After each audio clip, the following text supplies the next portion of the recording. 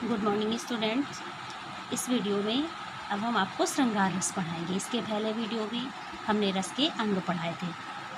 अब इसमें श्रृंगार रस परिभाषा: नायक नायिका के पारस्परिक प्रेम, मिलन या विरह के वर्णन से हृदय में उत्पन्न होने वाले आनंद को श्रृंगार रस कहते हैं और यह रसराज भी कहलाता है, यानी श्रृंगार रस को रसराज भी कहा जाता है। इसका स्थायी भाव रति है। श्रृंगार रस के दो भेद होते हैं। श्रृंगार रस के कितने भेद हैं? दो भेद। संयोग श्रृंगार, दूसरा है वियोग श्रृंगार। संयोग श्रृंगार को संभोग श्रृंगार भी कहा जाता है और वियोग श्रृंगार को विप्रलंब श्रृंगार भी कहा जाता है। तो अब हमारे संयोग श्रृंगार यानी श्रृंगार रस के कितने भेद होते हैं? दो। संयोग श्रृंगार, वियोग श्रृंगार। संयोग श्रृंगार यानी संभोग श्रृंगार भी कहा जाता है, वियोग श्रृंगार को विप्रलंब श्रृंगार भी कहा जाता है। तो संयोग श्रृंगार, संयोग काल में नायक और नायिका की पारस्परिक रति को संयोग श्रृंगार कहा जाता है, यानी जहाँ पर नायक और नायिका के प्रेम पूर्ण मिलन का वर्णन होता है वहाँ संयोग श्रृंगार होता है। उदाहरण: बतरस लालच लाल की मुरली धरी लुकाए, सौह करें भौहन हंसें, दैन कहें नट जाए। बतरस लालच लाल की मुरली धरी लुकाए, सौह करें भौहन हंसें, दैन कहें नट जाए। यानी श्री राधिका जी ने बातों का रस लेने के लालच से श्री कृष्ण की मुरली कहीं छिपाकर रख दी है। जब श्री कृष्ण उनसे पूछते हैं कि क्या मेरी मुरली तुम्हारे पास है, इस पर राधिका जी क्या करती हैं? शपथ लेने लगती हैं कि उनकी मुरली मेरे पास नहीं है और ना ही उसके बारे में मुझे कुछ पता है। किंतु भौहों से मुस्कुरा देती हैं, जिससे श्री कृष्ण को ये पता चल जाता है कि मुरली राधा जी के पास ही है। लेकिन जब वो उनसे मुरली देने के लिए कहते हैं तो वे साफ मना कर देती हैं कि मेरे पास मुरली नहीं है। स्पष्टीकरण में हमने बताया था स्थायी भाव, यानी वही जो रस के अंग हैं वही बताने होते हैं। स्थायी भाव, विभाव, अनुभाव और संचारी भाव। तो यहाँ पर स्थायी भाव क्या है? रति है।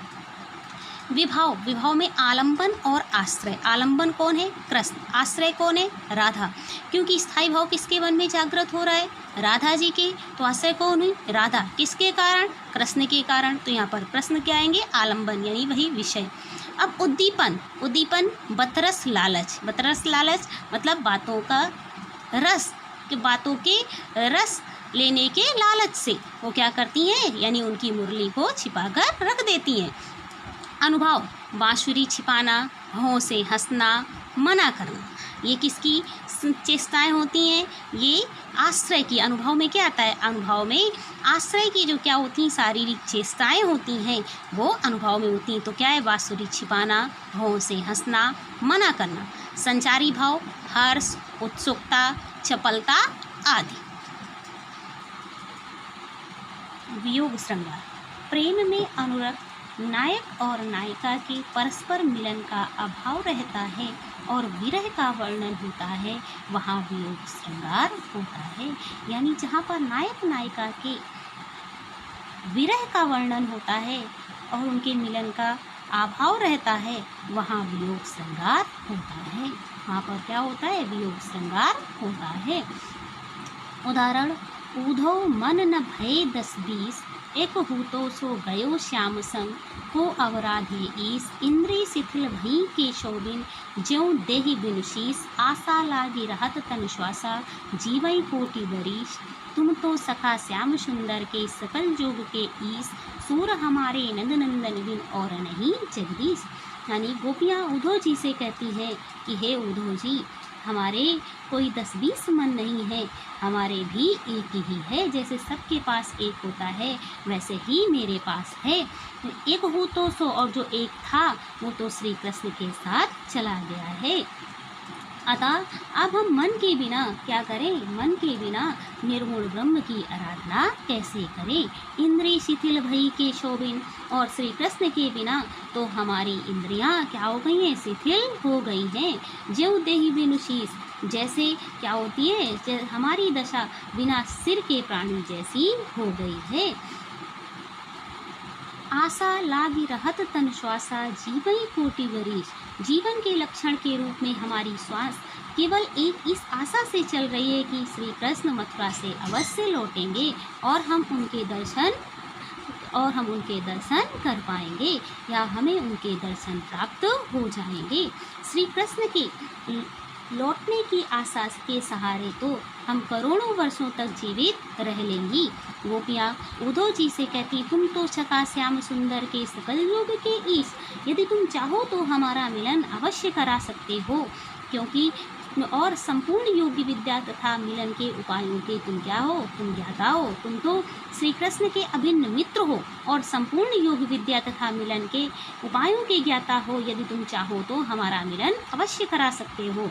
सूरदास जी कहते हैं कि गोपियाँ उद्धव से कह रही हैं कि हम तुम्हें ये स्पष्ट बता देना चाहती हैं कि नंद जी के पुत्र श्री कृष्ण को छोड़कर हमारा कोई आराध्य नहीं है, हम तो श्री कृष्ण की ही परम उपासिका हैं। अब इसका स्पष्टीकरण, स्थायी भाव यहाँ पर भी क्या है, रति है। विभाव में आलंबन कौन है, कृष्ण है। आश्रय कौन है, गोपियाँ, यानी गोपियों के मन में स्थायी भाव जागृत हो रहा है, और किसके कारण, कृष्ण के कारण। तो यहाँ पर क्या होगा, गोपियाँ आश्रय और आलंबन यानी विषय में कृष्ण आएंगे। उद्दीपन, जो उनके क्या कर रहे हैं, स्थायी भावों को और अधिक उद्दीप्त कर रहे हैं। उद्धव का योग संदेश। अनुभाव, विषाद, संचारी भाव, दैन्य, जड़ता, स्मृति आदि।